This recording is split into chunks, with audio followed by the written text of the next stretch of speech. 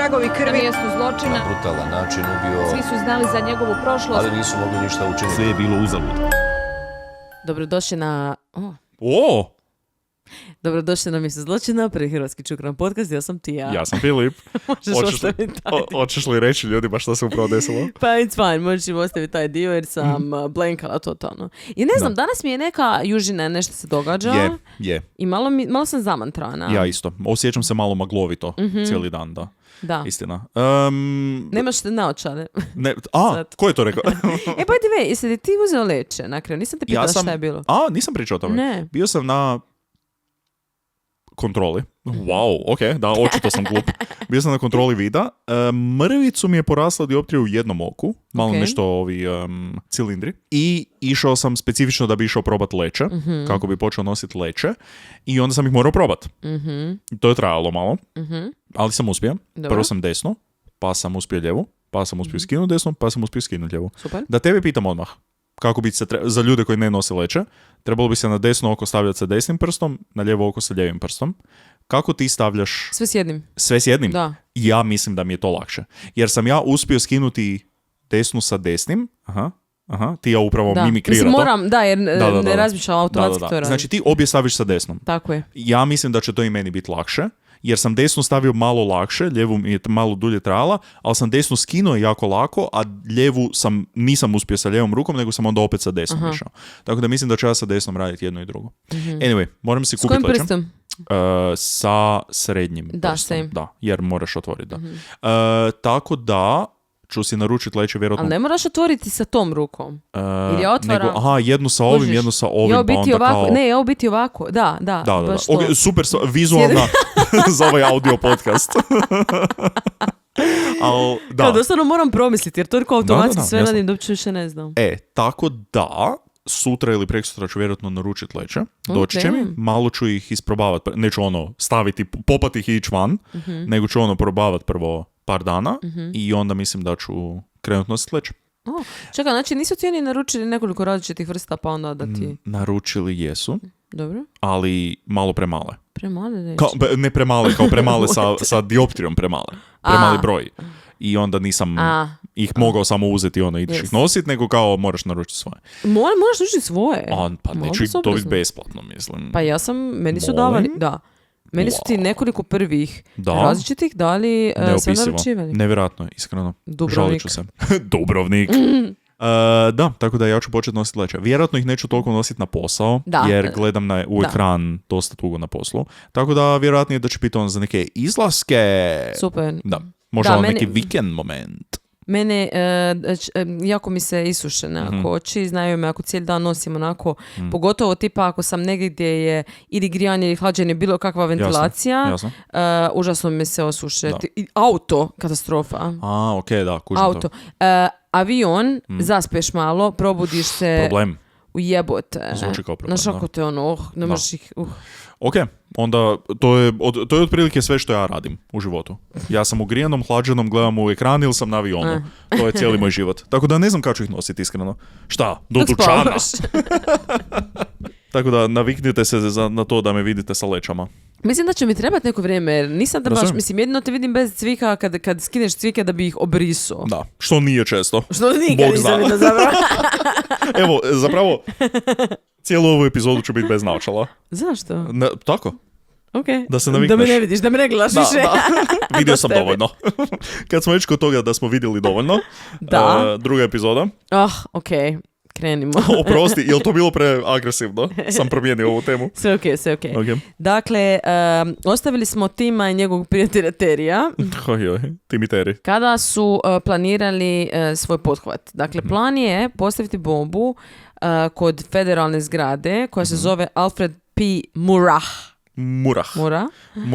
Da, i tamo inače su ti uredi svakakvi. Među ostalim, na primjer, imaju social security urede, imaju secret service svoje urede. Što je pretpostavio bih da svi veći gradovi imaju secret service moment, pa onda ako predsjednik dolazi si kao malo bliže akciji, I guess. Valjda. ATF ima, DEA za protiv droge. Drug Enforcement Agency. Tako je. Ipak ćeš staviti cvike, ja? Ipak ću staviti cvike, da. Malo mi je mutno. Da.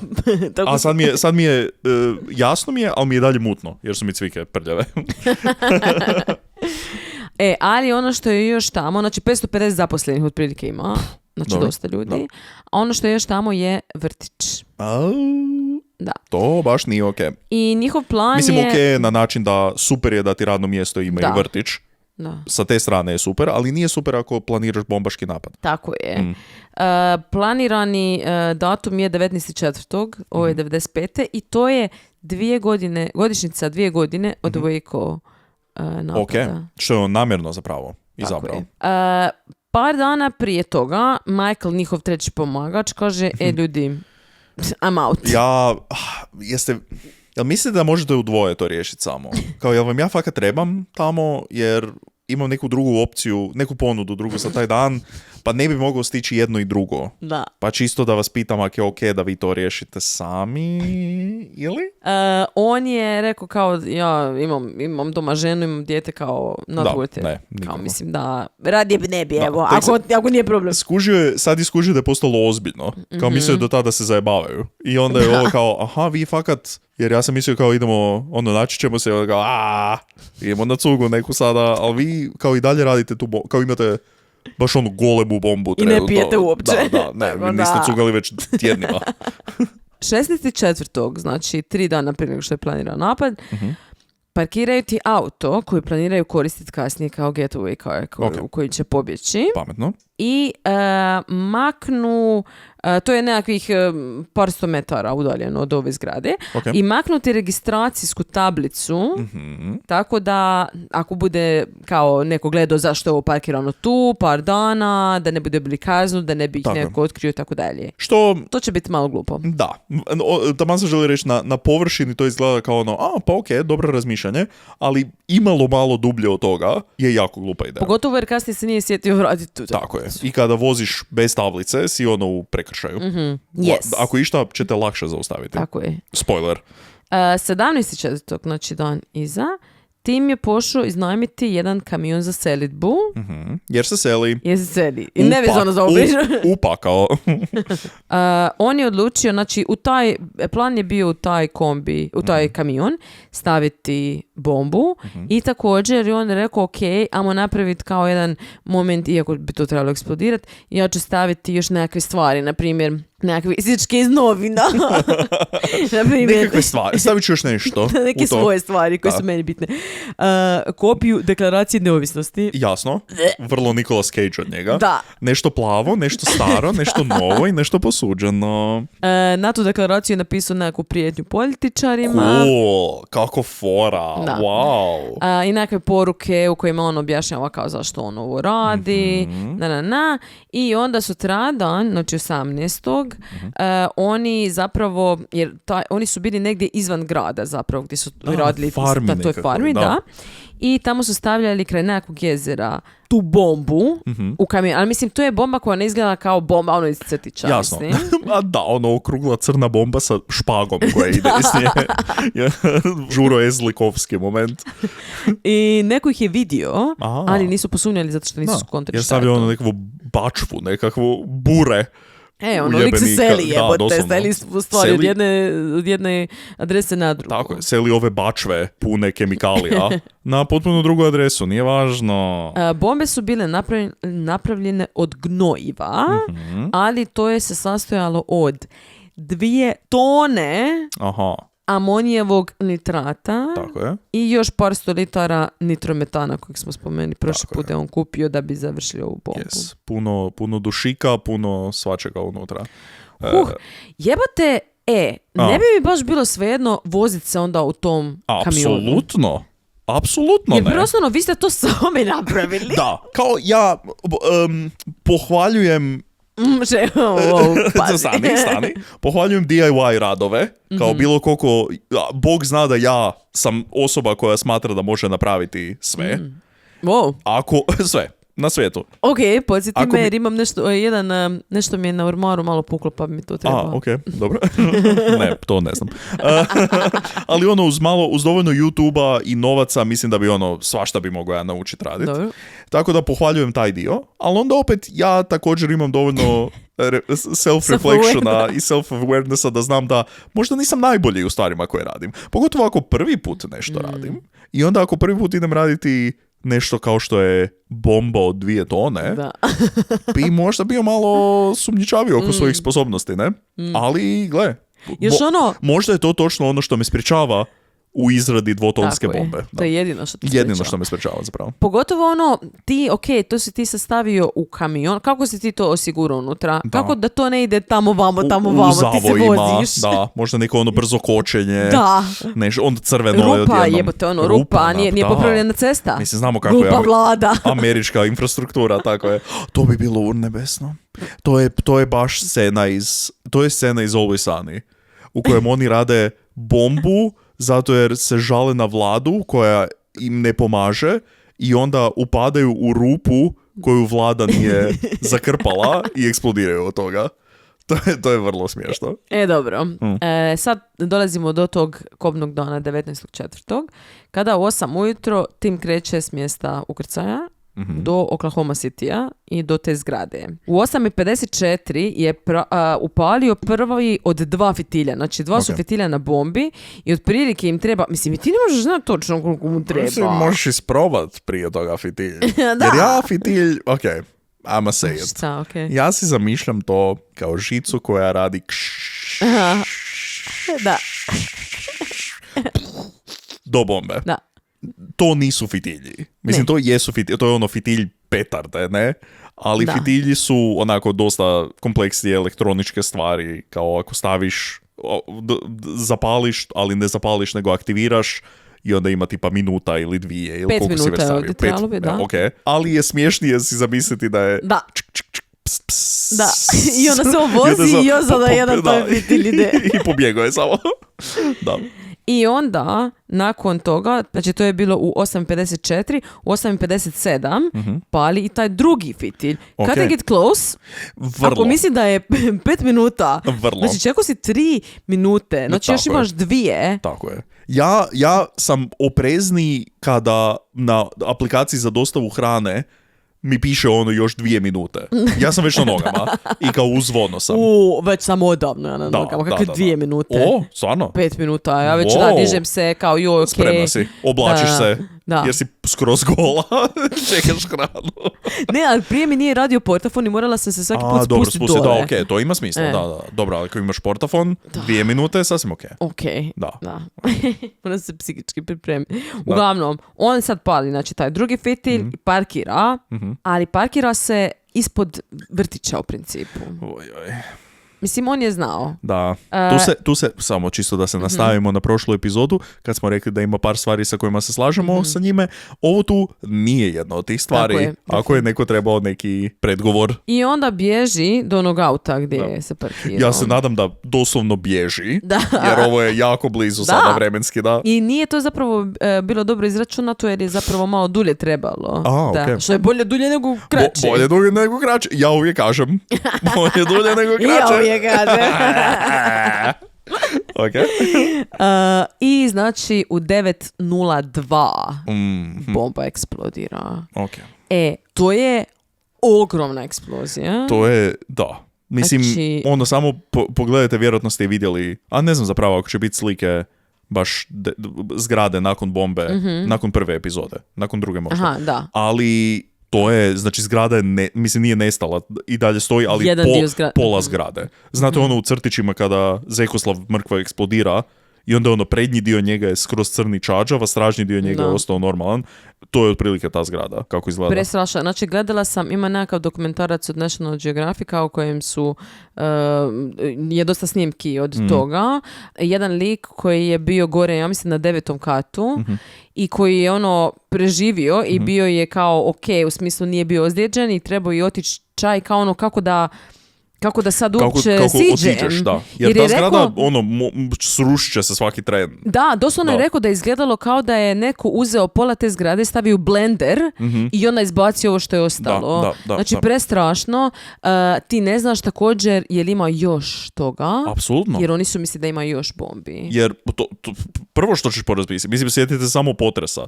Svaki Da. put kad je bio potres u Zagrebu, ako ste bili blizu toga, uvijek si mislio, hoće biti još jedan sad, nakon ovoga. Nije ti ono kao, ok, sad je gotovo, preživio Da. sam. Jako scary situacija. Da, on je onda opisivao kako je tražio kuda će, da je morao, kuda će izaći, da je morao probijati nekakav zid koji je, kako se kaže, onaj koji je prazan. Pregrade. Da, ali ono kao neki gipsani zid, nešto tako, da je uspio probiti i onda da je uspio doći nekako do hodnika i da se spušta dole, da je leti dole niz askale, da je skonto da je sve sklisko i da je skužio da je zapravo pun kurac krvi posvuda. A ne! Da, jer kužiš, to je padalo, mislim, to je cement jebeni, to su, mislim, to je staklo, svašta koje je užasno teško i padalo na ljude i ispljoštilo ih doslovno. Noćna mora, da. Yeah. Katastrofa. Yeah. I taj vrtić koji je dole na 2. ili 3. katu, po kojem je sve to palo, znači ukupno je poginulo 168 ljudi, uključujući 19 djece. Da. 19 djece. Vrtićke dobi. Da. 8 je bilo agenata vladinih, znači od 168, 8 ih je samo bilo ovi koji on kao, ajmo reći, targetirao. Da. Znači 160 drugih ljudi nije imalo veze. Jebotele. Ne, prestrašno. Znači, došli su svi, policija, hitna, vatrogasci, onda ne možeš ni izvlačiti ljude, ne znaš što se događa, pa su našli nešto što su misli da je možda bomba, na kraju nije to bila bomba. Totalni kaos, strava. Još uvijek misliš da svaki čas bi mogla još jedna bomba eksplodirati. Da, ili se nešto sruši samo zato što se I šta je još bio problem? Ta zgrada nije bila adekvatno održavana. I oni su tu neke pare nisu uložili koji su trebali. Jer je vladina zgrada. I nisu, mislim, nešto su malo tu mrkli, uštedili, ali zbog toga nisu bili adekvatni ti nosivi stupovi zapravo. Tako da u principu nije trebalo, naravno da će bomba raznijeti, mislim, ali... Statičari nisu proračunali 2 tone bombe koje eksplodira naprijed. Što je istina, mi u arhitekturi vrlo rijetko imamo... Možda biste trebali. Pa možda bi trebali malo češće računati, da. Samo ću doći investitorima kada budu gradili kuću. Ok, a jeste razmišljali ako golema bomba eksplodira pored ovoga? Kao gdje bi vam najmanje smetala zapravo ta bomba? Pa vjerojatno ovdje na sjevernoj strani, tu je samo tehnička prostorija i kuhinja. Ako nismo u kuhinji, bit će ok. Čekaj, šta ste rekli, bomba? Ali u principu da su napravili te neke stvari prije, mogli su spriječiti neka od ovih oštećenja. U principu moglo je biti manje štete. Da smo napravili cijelu zgradu sa neprobojnim staklima i sa... Od crne kutije. Da, tako je. Onda niko ne bi umro. Da. Uglavnom, znači tu je totalni kaos. Oni sada naravno ne znaju ko je odgovoran. U međuvremenu tim je znači došao do svog auta koji je, sjetimo se, bez registracije. Tako je. I on se vozi. Jer pazi ti kaos sada. Ti sada imaš tu situaciju koja se dogodila. Moraš paziti na zgradu koja će se urušiti. Moraš paziti na ljude koje moraš spasiti iznutra. Da. Moraš naći ljude koji su ozlijeđeni, koje moraš ti spasiti iznutra. Da. Moraš naći mrtve koje moraš pobrojati, kategorizirati i javiti bližnjima. Moraš paziti na daljnje bombe koje potencijalno mogu eksplodirati. Ili tu ili negdje drugo isto gradu. Ili negdje drugdje, tako, možda to koordinirani napad. Moraš početi istraživati ko je to napravio i ići tražiti, i nijedna od tih zadaća ne može se napraviti nakon neke druge zadaće. Sve je vrlo time sensitive i sve mora početi odmah. Da. To je apsolutni kaos. Da. Ne znam uopće di počneš sa tako nečime. Ne? Da. I oni naravno misle, ovo je, mislim, nekakav, izgleda kao teroristički napad. Možda je netko izvan naših američkih krugova. Tako je. Vjerovatno je neki strani terorist. Tako je. Vrlo vjerojatno je neki bliskoistočni, srednjoistočni terorist. Tamnije kompleksije kože. Da. Koji je došao ovdje i u ime Allaha je odlučio ovo raznijeti. Da. Što, kao što smo spomenuli u prošloj epizodi, u to vrijeme bilo vrlo rašireno mišljenje i vrlo opušteno mišljenje za izreći. Bilo je, čitao sam neki završni rad na nekom faksu ili nešto o ovome i bilo je unutra citati nekog novinara u to vrijeme koji je, kad se ovo dogodilo, koji je, znači, nisam mogao vjerovati da neko može imati takvo mišljenje. Da. Doslovno je bilo, i to ono u praktički u predvorju rata u Iraku, i predvorje 9/11 i 2001. godine. Znači prije toga, frajer je ono imao, mislim da bi trebali bombardirati najbližu bliskoistočnu državu, vjerojatno čak i da fulamo, sigurno oni nisu nevini u potpunosti za sve. Da, i doslovno kao pogodi im glavnu zgradu vlade, pogodi škole, pogodi vrtiće, pogodi bilo što, nećemo fulati sigurno. Znači, ali ono novinar koji je to izdao u ono nekakvom kao članku, mišljenju, kolumni, neki kurac. Insane. Ja razumijem da su strasti su visoke nakon tako nečega, ali jebote, to je baš... To zvuči kao neki Facebook komentar, doslovno, a ne neko koji je aprovo to da iziđe tako u je. nekakvim... Ali kužiš, zato to je u tom u tom to stanju je vremenu. Amerika bila u tom u tom trenutku. Da. Kad li oni misle, znači neko je tamo, neki lik s turbanom, a ovo je, jebote, Timothy se vozi po cesti bez registracije. Veteran, vaš veteran. Tako je. Sa nagradama. Najbijelji medaljama na svijetu. Da. Zaustavi ga policajac zato što nema registraciju i mislio je da je vjerojatno ukradeno. Da je možda ukradeno vozilo. Zato ali, ga je da, vi ste zaustavio. bijelac unutra kao, mislim, sigurno nije. Sigurno nije. Ali čisto da znate, pripazite na to. I on ga je zaustavio i rekao mu je da iziđe vanka i on nije odmah izišao. I taj policajac je rekao kao već mu je to bilo malo, okej, nešto nije okej. I uglavnom skužio je da ima nešto ispod jakne. U biti oni naravno imaju neku pištolj ili pušku. Naravno, pa neće izaći van bez svog drugog amandmana pod rukom. I rekao je kao da ima oružje i da ima napunjeno oružje i policajac je rekao kao i moje je napunjeno. Kao, šta ćemo sad? Da. Šta ćemo sad? Clint Eastwood tamo. Šta ćemo sad? Ajde, posegni za oružjem. Kao, pa neću, mislim, okej. I uglavnom uspio ga je uhapsiti tu zato što je imao neregistrirano vatreno oružje. Pa neće on registrirati sa vladom. On je protiv njih. I sva sreća, jer da nije, znači tako ovo je fakat bio tako glupa pogreška sa strane Timothya. Da je on bio koliko toliko normalan, da je malo bolje sakrio to oružje, na primjer, ili da je imao registrirano oružje, ili da je ga ovaj zaustavio i ovaj rekao, ili da je za registraciju rekao kao, ajme, pa mora da je otpala ili nešto, da je ono malo pametniji bio u tome, sva sreća da nije, mogu bi izaći bez ikakvog problema. Ja kao razmišljala sam o tome koliko je to glupo zapravo da nije stavio registraciju, ali mislim da je to u tom trenutku da je on bio toliko nahajpan i toliko pod adrenalinom toga što se dogodilo, da vjerojatno nije palo na pamet.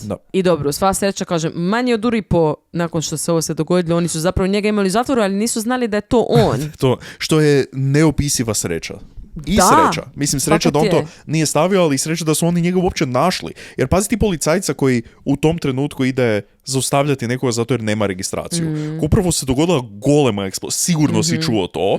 I on je isto ostao koliko toliko trezven da bi mogao napraviti u tom trenutku. Jer I wouldn't care. Ja je bio kao, Isuse Bože, golema eksplozija, idem nazvat sve bliske ljude da vidim šta je to bilo, da li su okej. Tako da, sreća. Jest, on je. 24. ti je... 420! Policija, znači, kako je tamo bilo, mislim, to isto je nenormalna sreća. Znači, to ima toliko, ako je eksplodirala bomba, ima toliko malih komadića svega. Svega, doslovno. I među tim komadima su ti oni našli jedan nekakav komad kamiona, to jest ozada nekakav dio mali, na kojem zapravo piše identifikacijski broj vozila. Wow! To je skoro nemoguće. Oni su ti to uspjeli povezati s time odakle je rento. I tamo su došli i rekli su ko je rento kamion. I imamo identifikacijski broj. Tako je, i oni su tamo dali opis. I po opisu, by the way, on je dao ime drugo. Pa ajde barem nešto. Bob Kling. Šta? Bob, kao Robert. Kling. K-L-I-N-G. Kling. Da. Kao folija. Dobro. Da, ne znam. Bob, to on gleda okolo. Kao, na televiziji je bio taman prvenstvo u bobu, a na stolu je bila folija plastična. Bob Kling. I znači taj lik je njega tako dobro opisao. Ja ne znam, i ovaj lik je ga tako dobro nacrtao. Mislim, vidio ti Vidio sam to. Znači, nikad u životu nisam vidjela bolje nacrtanog. Znači, kao da je neko njega gledao i po toj slici crtao. A da nismo doslovno jučer u epizodi koju smo snimali za Patreon, bonus epizodi, pričali o tome da nema šanse da bi mi ikad mogli fotorobota ikome opisati dobro. I evo danas ima ova situacija. Baš što si je dodatno još stavio u kurac sa tom svojom. Doslovno. Evo, mali zadatak za vas. Pokušajte nekoga s kime ste pričali u zadnja 2 dana si smisliti da li bi ga mogli opisati za fotorobot. Ne nekog prijatelja kog znate godinama, nego nekog prodavačicu u dućanu, bankaricu, s kime ste imali kratak neki razgovor. Tako je. Pokušajte se sjetiti sada i opisati tu osobu za sebe. Ne možemo. Mi ne možemo. Ali ova lik je fakat, mislim svaka čast, lik ženska, ne znam ko je bio, uglavnom svaka čast. I onda su da oni okolo pokazivali tu sliku i tako dalje i onda su ljudi rekli kako se on zapravo zove, našli su da je to Timothy. I onda su skužili, ujebote, pa on je već u zatvoru. Aha, da vidimo gdje je on sada, kako to misliš u pritvoru? Aha, tu je 2 hodnika udaljen. Šefe, idemo. Predobro. I onda su ti oni njega 10.8.95. optužili za najbolji broj 11 kriminalnih dijela. To su bili urota za korištenje oružja za masovno uništenje, onda korištenje oružja za masovno uništenje, uništenje državne imovine. Dobro, možda najslabiji od ovih. I onda 8 counts za ubojstvo prvog stupnja policijskog službenika. Dobro, imam feeling da vam fali još 160 countova. Ja sam išla gledat zašto, jer mi to nikako nije bilo jasno. Ali, naravno, samo je, to je jedna od onih glupih američkih, sve mi je previše podijeljeno. Aha. Mislim, ja govorim u Hrvatica koja ima 160.000 županija i svega. Ali, poanta je da postoje znači federalni sud i za savezne države, kao od savezne države. A ovo je bio federalni sud zato što su bili federalni agenti, federalna zgrada je bila u pitanju. I to su zapravo teže jače suđenja i teže kazne. Tako je. I onda, pošto je on tad već su mu odredili kaznu na tom sudu, onda zapravo nisu htjeli i trebali su za ovih 160 ljudi bi išli na drugi sud, ali bi zapravo onda sve familije i svi morali opet prolaziti svoje suđenje. Tako je. Znači, prvo to i drugo pokoštalo bi... Tako je, ali već je imao dovoljno dobru kaznu za ono što su htjeli. Mislim, dovoljno dobru kaznu. Pa reći ćemo kasnije šta je bila kazna. Uglavnom, zbog toga je to tako. Jer mi na prvo je ono kao jebote 8 ljudi kao samo za njih, a boli vas kurac. Zapravo, ajde, ima smisla. Fajn, ponekad to američko pravo ima smisla. Odvjetnici su tražili da se premjesti suđenje u drugi grad, jer su rekli da nema šanse da će neko biti objektivan ovdje. Tako je. Što mislim, naravno. Gdje će? Iako, točno to, kao, di bi vi prebacili na Kosovo? Možda. U Denver. U Denveru bilo. Može. On je htio koristiti obranu kao iz nužnosti, kao da je bilo nužno da on napravi to što je napravio, kako bi spriječio neko veće zlo. Odvjetnici su njemu rekli kao nema šansi. To neće proći. Kao netko ko je bio dulje od 0 sekundi na pravu, nećemo to napraviti.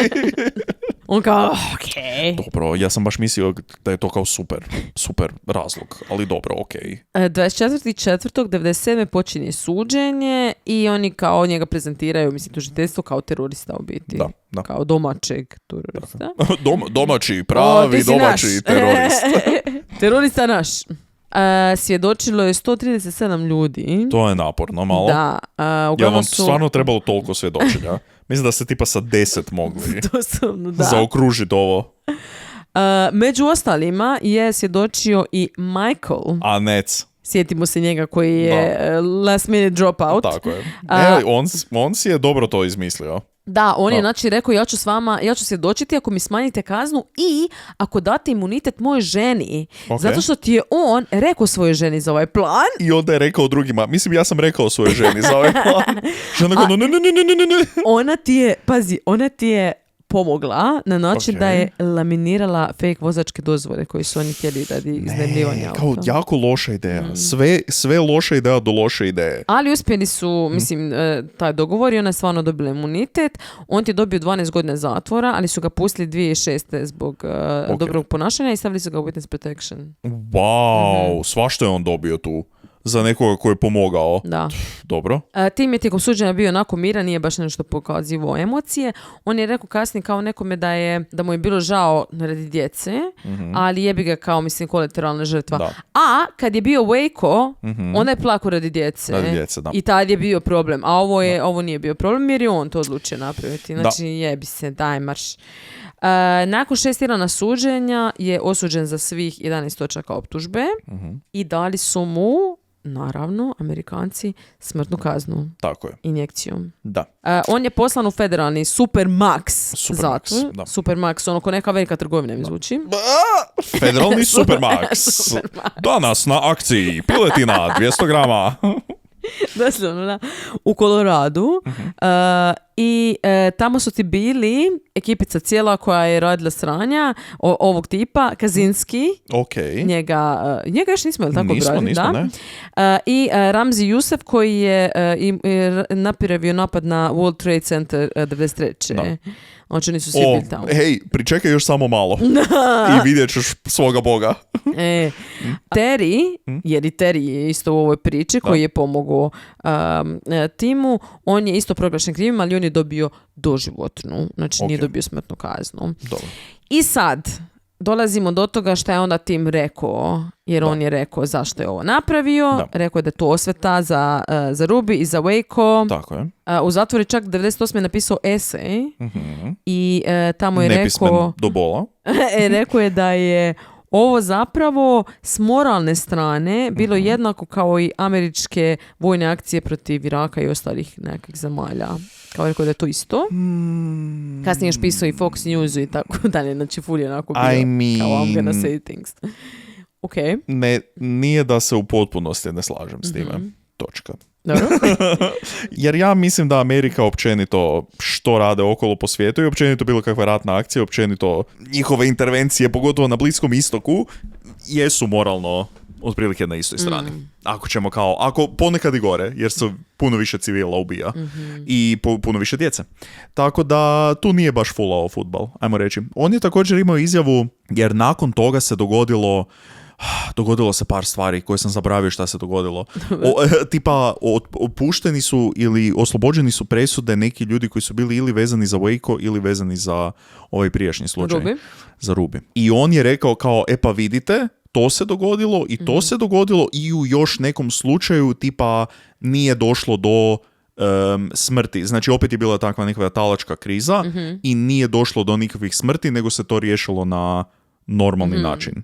Normalni način je jedini koji nema smrt. Na miran način. I onda je on te slučajeve je citirao kao eto vidite da postojalo je nešto dobro iz ovoga što sam napravio, jer da ja to nisam napravio, to se vjerojatno ne bi tako riješilo. Što je malo delulu. Da nije ovih 168 ljudi poginulo, tamo bi možda još 10. Da. Što, nećemo ajde sada izjednačavati, ali pa ne, ali to mi nije baš glup, to nije. To nije točno. Nije točno, da. Kao ta njegova radikalizacija sa ovime što su objektivno bile krivi potezi američke vlade i njihovih agencija i također njegova radikalizacija se time što je on doslovno vidio ratno stanje koje se događa i što Amerika radi u inozemstvu. I njega je to radikaliziralo na način da je otišao, mislim pričali smo u prošloj epizodi, da ga je na način da je otišao na apsolutno desničarenje i na bijeli supremacy i da se vlada treba srušiti zato da bi mi kao bijelci mogli bolje živjeti.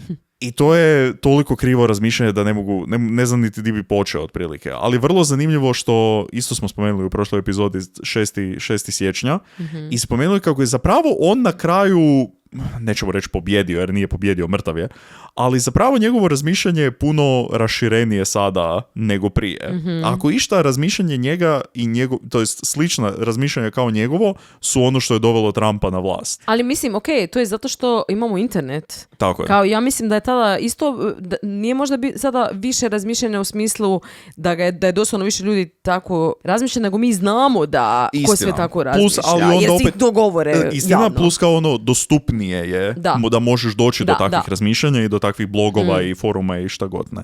Jer realno Trump na svojoj prvom mandatu kako je zavladao je dosta pričao o tome da će drain the swamp i idemo mi maknuti te nepotrebne vladine agencije koje se bave glupostima, koje samo vrte pare između sebe, kao odrezat ćemo višak, riješit ćemo se deep state-a koji upravlja vašim životima i koji određuje šta će biti. Kao to su sve neka mišljenja koje je on imao. I sve neka mišljenja koje su onda postala dosta prevalentna među republikancima specifično i magi specifično.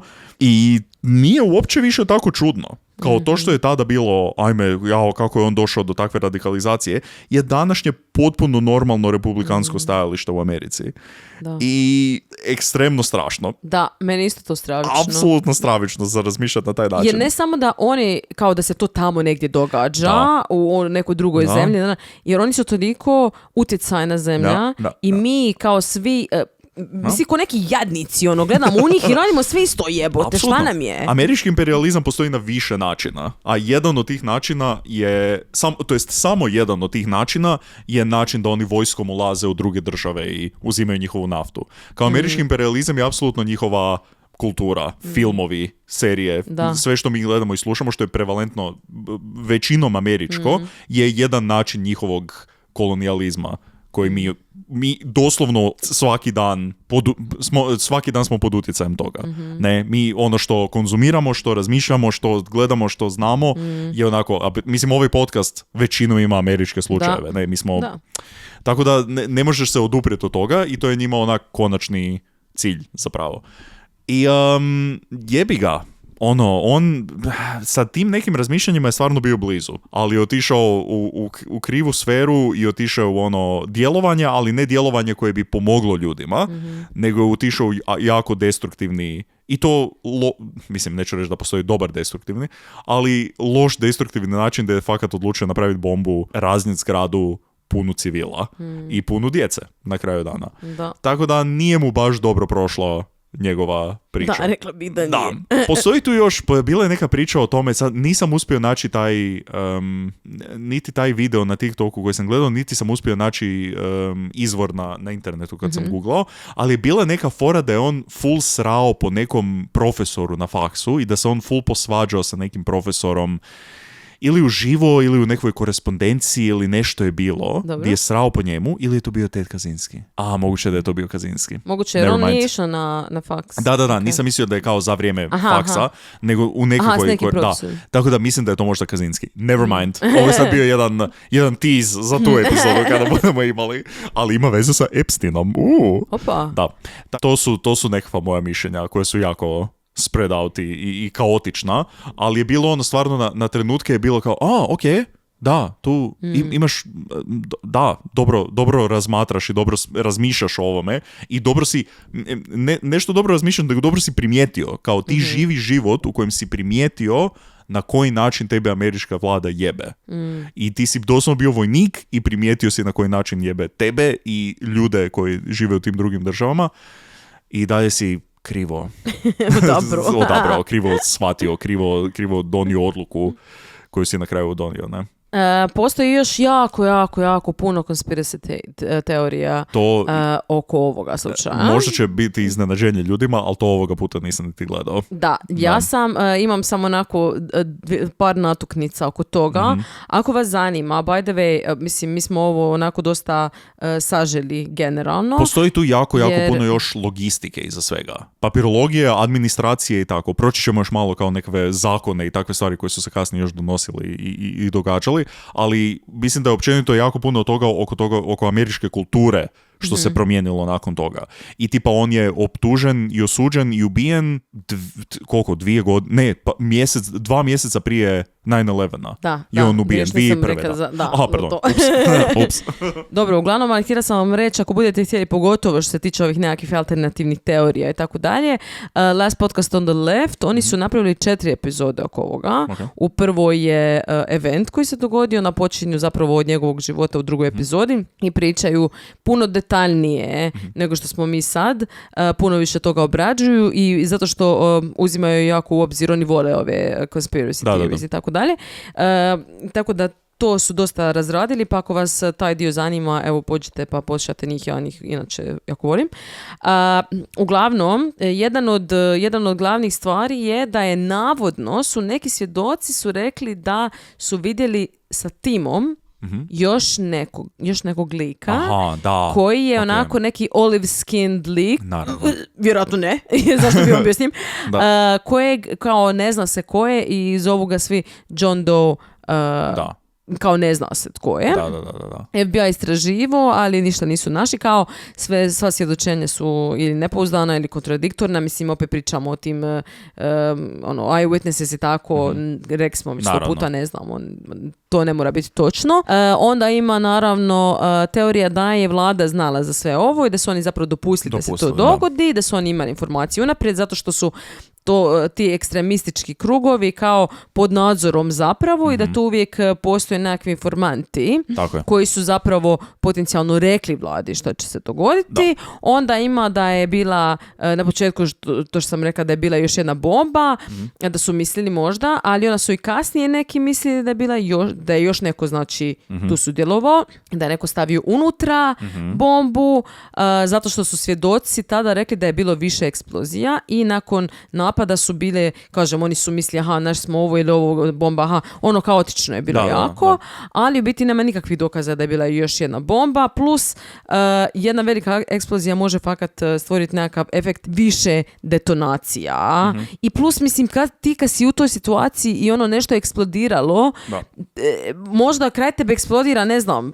nešto što je zapaljivo, znaš ono, kao, ne mora znači da je to, ti ne možeš to procijeniti. Uruši se stup i krov neki i ti ono pomisliš, još jedna eksplozija je bila. Mislim, nisi baš najpametniji, najjasniji u toj situaciji, ne, malo si možda pod stresom i pod adrenalinom, mrvicu samo, ne. Iako ovo tu što si spomenula kao da je vlada možda znala za to pa su dopustili da se to dogodi, ja vjerujem u mnogo toga, da vlada, pogotovo američka, da ponekad ako neke stvari zna ili da neke stvari namještava kako bi oni ispali bolji ili kako bi dobili više moći od toga. Pa to je jedna isto od teorije da su oni zapravo to sami organizirali ili je možda neka kombinacija toga. Neki false flag. Ne bili opravdali ove zakone neke jače, ne bili povećali nadzor, da ne bi kontrolirali oružje i tako dalje. Ja 100,000% vjerujem da je 9/11 to. Da? Da je američka vlada, da su znali i da su namjerno ili orkestrirali ili dopustili da se to dogodi isključivo kako bi mogli započeti rat u Iraku i potrošiti biljarde dolara na oružje i na perpetualni rat i na još nafte i na još vlasti u Bliskom istoku.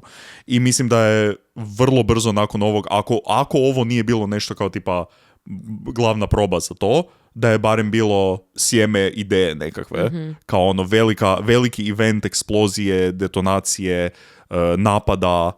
Kako su ljudi reagirali, jer su bili, sigurno je neki stranac, sigurno je neka druga država, ajmo mi, vidjeli su kako su spremno ljudi reagirali na joj, trebamo se osvetiti, trebamo rat, trebamo nešto, i da je zbog toga bilo kao ugle, zašto se to možda ne bi dogodilo? Moguće. Ja nemam pojma. Ja stvarno što se tiče 9/11 uopće nisam nikad ulazila u te teorije i malo mi je to sve overwhelming, iskreno. Da. Mislim da je previše para je tu zarađeno i previše para se tu izvrtilo da bi to samo bilo par random likova je uspjelo uzeti avion i zaletit se u par stvari.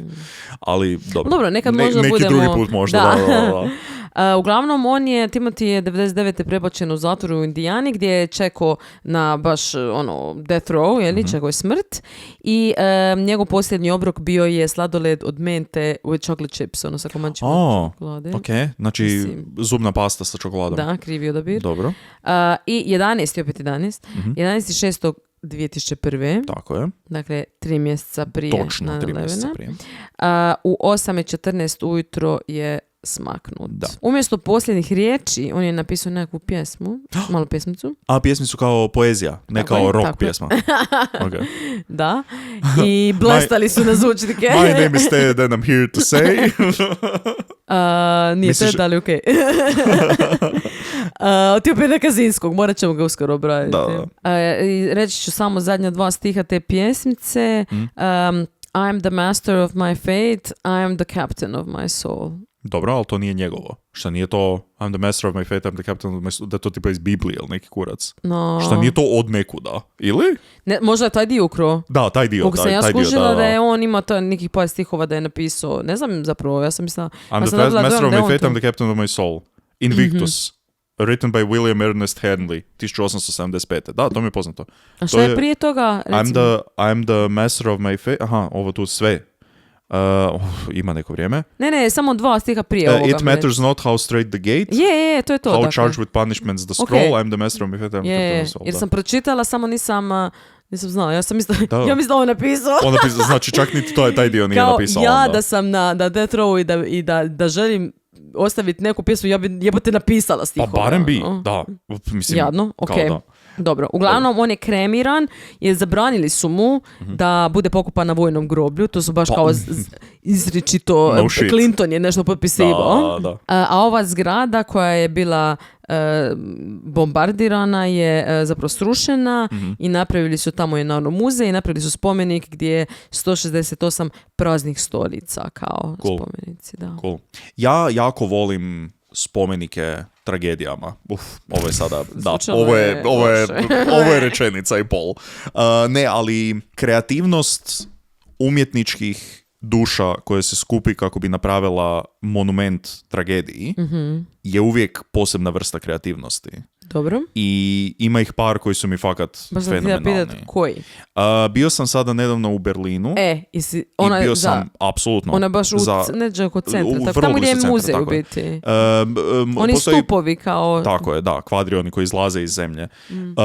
Ja znao sam za to jer je to ono vrlo važni arhitekt koji je to napravio i vrlo je važna struktura koja postoji. I došli smo tamo i očekivao sam puno and I was blown away. Baš je osjećaj prolaziti kroz to je haunting. Da, ja sam plakala full. Da. Nevjerojatno. I onda smo još otišli u muzej. Kao razmišljali smo hoćemo li ići u muzej židovstva ili ne. I odlučili smo da jer je isto zgrada vrlo važna i napravljena je baš specifično za to. I ima ono cijeli koncept iza sebe koji je užasno razrađen i napravljen i zgrada sama je napravljena nevjerojatno. I podijeljena je u ta neka 3 dijela, ali odmah prvi dio koji ideš se zove, zaboravio sam kako se zove taj dio, ali ideš jednim kao podzemnim hodnikom i dolaziš u taj u sobu, ajmo reći, koja je čistog betona napravljena, visoka je 10 metara, preko toga možda. Ima jedan prozor koji nije prozor, nego je samo otvor prema ulici i izvana čuješ blago ono promet, ljude, ptičice i to. I nema prozora, znači kakva klima je van i takva klima je unutra. Znači ono po zimi je full vruće, unutra po ljeti je obrnuto. Po zimi je full hladno, unutra po ljeti je full vruće. I uđeš unutra i sve jeka ono ogromna jer je čisti armirani beton i teška velika vrata sa kojima ulaziš unutra. Ja prvi put da sam se rasplakao na prostoriju. Neopisiv osjećaj. Baš ono... Evo sad ću malo kao ono jer je nevjerojatno je napravljeno. Taj zvuk lagani koji dolazi izvana i svjetlo koje obasjava samo taj ono jedan dio zida i svaki pokret koji onako udjekuje unutra, nevjerojatno. Nevjerojatno.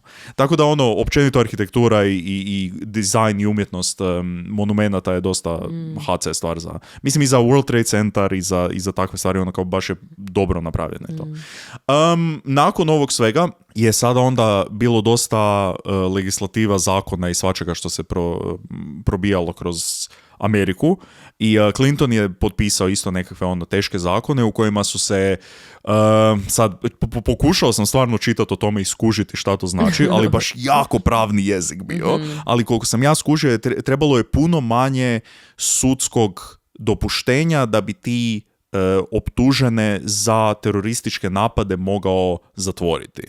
Kao da se smanji količina administracije koju bi trebao prolaziti. Jer ti kao optuženi bi mogao ići na Ustavni sud i onda to full odugovlačiti i sa ovim zakonom se zapravo skratilo to. Dobro. I to je zapravo nekakav trenutak, ono savršen neki snapshot Amerike u tom trenutku, jer završava ono nekakvo čak neću reći niti lijepo doba, jer 60. 70. i 80. nakon hipijevaca i svega, kad su već ušli duboko u ratove, je fakat vrlo nestabilno. I nema više američkog sna, što se reklo u prošloj epizodi, i sve češći su ratovi, nesigurnost je teška, i onda se dogodi ovo, što je bilo do tada najveći teroristički napad na tlu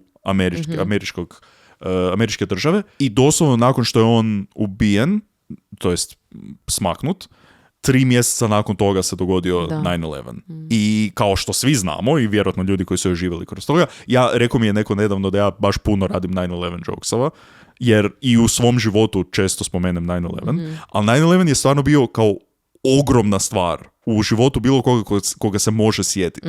Meni je 9/11 bio prekretnica, ja nisam znao za ništa. Ali je postojalo trenutak, ja sam tad imao 9 godina, postojao je nekakav osjećaj da se nešto promijenilo. Bio je vibe nekakav da je postojao neki shift u trenutku u životu tada. Ja se sjećam jer su moji starci 95. išli u New York.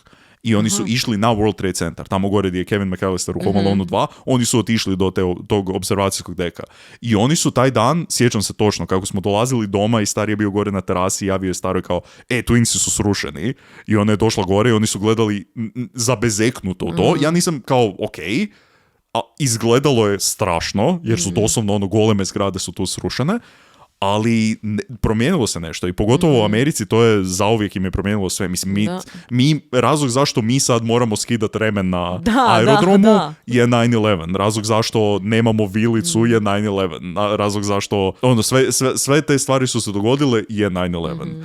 Tako da, ne znam, malo ostaje u pozadini ovaj događaj kao prekursor nekakav tome. To je trenutak u kojem je američka nekakav, ne znam, neću reći nevinost, ali u kojem ta nevinost nekakva kao nešto se događa dalje od nas, ne utječe to na nas, je nekako počelo nestajati. Tako da, dosta vrlo zanimljiv slučaj. I stvarno ima užasno puno materijala o tome, pogotovo oko toga što se kasnije sve događalo sa ovim administrativno, legalno pravnim zavrzlamama i svime. To je, ako nekog zanima to specifično, slobodno, ali to je baš, što kažem, pravni dio svega toga je vrlo kompliciran. Meni je bilo zanimljivo još to da je zapravo još bilo prije ovoga prijetnji o bombama u ovoj zgradi. Da, i jedan put dvoje zapravo likova iz neke sekte su isto prijetili i na kraju nisu raznijeli, ali taj jedan od likova je na kraju bio, od tih koji su prijetili, je na kraju bio optužen za ubojstvo totalno nevezano za ovo i dobio smrtnu kaznu i on ti je smaknut na dan kad je ovo bombardirano. Zamisli, koja slučajnost. To je puno slučajnosti, jedna za drugom, da. Dobro. Da, to je samo totalno nebitno sada, ali mislim, meni je bilo interesantno. Vrlo zanimljiv slučaj, vrlo puno toga što se zapravo treba obraditi. Od njega, od prijašnjih slučajeva, od ovoga, od budućih slučajeva, baš na puno toga je utjecalo samo po sebi. Tako da, eto. Dobro, eto, hvala vam na slušanju. Hvala puno, dajte nam vi neka vaša mišljenja u komentare, šta mislite o svemu ovome, čisto da malo čitamo. Hvala puno i to je to. Čujemo se sljedeći put na mjestu zločina. Bye! Pusam!